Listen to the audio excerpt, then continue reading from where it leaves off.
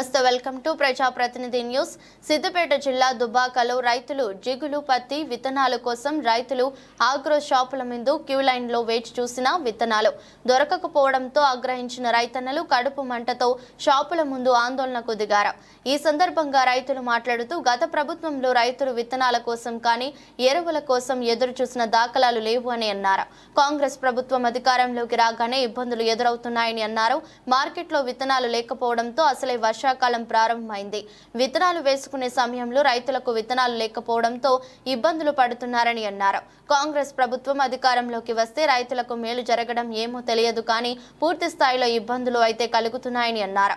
ఇప్పటికైనా ప్రభుత్వం స్పందించి రైతులకు కావాల్సిన విత్తనాలను ఎరువులను అందుబాటులో ఉంచాలని, లేని పక్షంలో తీవ్ర ఇబ్బందులు ఎదుర్కొనే పరిస్థితి దాపురిస్తుందని అన్నారు.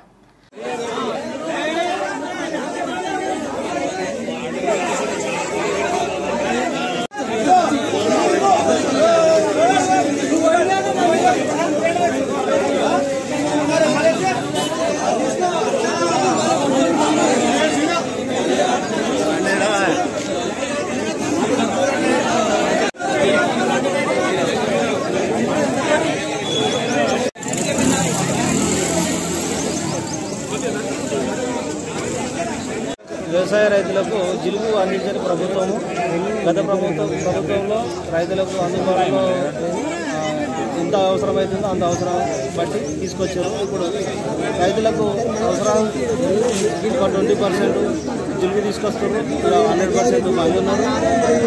చాలా ఇబ్బందిగా పొద్దున 6 గంటల కనుక లైన్ కట్టి ఇప్పటి వరకు 15 మంది నుంచి వచ్చిన బస్తాలు 160 బస్తాలు లైన్ కట్టి 300 మంది రైతులు చాలా ఇబ్బందిగా ఉంది.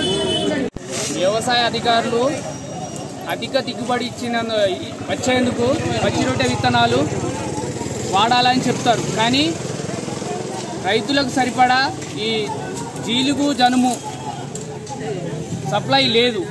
గత ప్రభుత్వము ఒక్క రైతుకు 5-6 బ్యాగులు వచ్చింది, కానీ ఈ ప్రభుత్వము చేంజ్ కాగానే ఒక్క బ్యాగు కూడా చెప్పులు పోలీసు వాళ్ళు కావలు పెట్టి అమ్ముతున్నారు. ఈ ఆగ్రోస్ వాళ్ళు పొద్దున వస్తే మధ్యాహ్నం అవుతుంది. వ్యవసాయ అధికారులు దీనిపై వెంటనే చర్య తీసుకొని, లేకుంటే జిల్లా ఇన్ఛార్జి మంత్రి కానీ సీఎం కానీ చర్య తీసుకొని సిద్దిపేట జిల్లాకు సరిపడా పచ్చి రొట్టె విత్తనాలను వెంటనే జనుము జీలుగు ప్రతి రైతుకు తగినంత అందే విధంగా బ్యాగులను అందజేయాలని కోరుతున్నాం. తెలంగాణ ప్రభుత్వంలో గత ప్రభుత్వంలో ఎరువులకు కానీ విత్తనాలకు కానీ ఏమి ఇబ్బంది లేదు. కాకపోతే ఇప్పుడు ఈ ప్రభుత్వం కాంగ్రెస్ ప్రభుత్వం లైన్ పొద్దున 6 గంటలకు వచ్చినాం. మేము విత్తనాలకు కానీ ఇప్పుడు జిల్లులకు కానీ మాకు కొరత ఏర్పడదు. ఆ లైన్లో చెప్పులు పెట్టిపోయినాం. కనీసం నీళ్ళు ఉడక తాగనీకి మాకు పోని పరిస్థితి ఉంది. కానీ ఈ ప్రభుత్వం స్పష్టంగా చెప్తున్నాం మేము. కాకపోతే మాకు విత్తనాలు త్వరగా మాకు ఇవ్వాలని కోరుకుంటున్నాం.